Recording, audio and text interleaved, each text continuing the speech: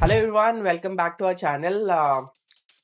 We were quite busy to meet the compliance deadline, which was 30th June. So just a quick one update and one tip. So update you already had, which is SEBI has extended the compliance deadline to next 2 more months. So last date would be 31st of August 2025. I'm correct, right? It's a one update and one quick tip. I have seen a lots of vendors in a market. They are preparing the policies for the REs, especially for SEBI. Okay, cyber security and cyber policies. So, and one thing I have noticed, they haven't write the policy in a policy language. Okay, so policy is not like you just copy paste the applicable statements from the framework. Policy is something in a language of the policy. Okay, and policy should be high level.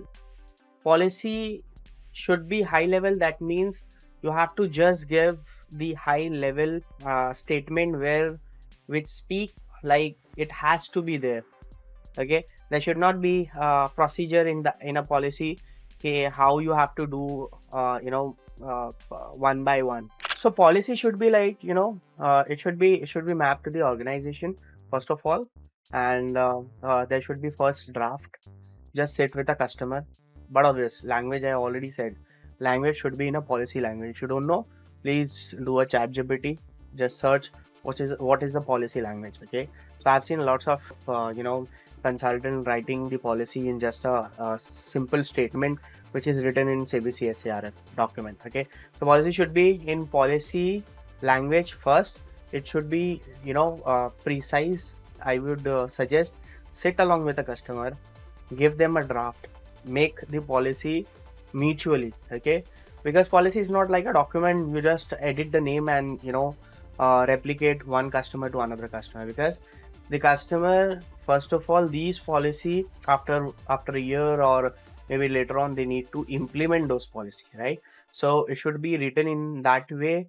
Tomorrow, if they wanted to implement those policies, it should not be too heavy for them to implement all those controls. Although SEBI have already given the threshold. Okay, qualified, MIS, mid size, small size, self-certified. So according to their categories, the applicable controls are reducing. Let's say, for example, whatever the applicable control is for MIS qualified, which is not there for self-certified. Okay, self-certified is the least controls is applicable to them. So make sure do not replicate the policies one customer to another customer but just changing their name. Okay, draft policy according to their category, sit along with the customer and precise those policy. And I would suggest customers as well, when the consultant share the policy document, just read those documents. And if you have any where is there any statement which is confusing, ask them what is it, whether those controls are actually applicable to you. Okay, so I'll conclude this with one update, which is deadline, and one tip on policy document, and that's it. And we were quite busy, that's the reason you haven't seen our video since last 25-30 days or maybe a month.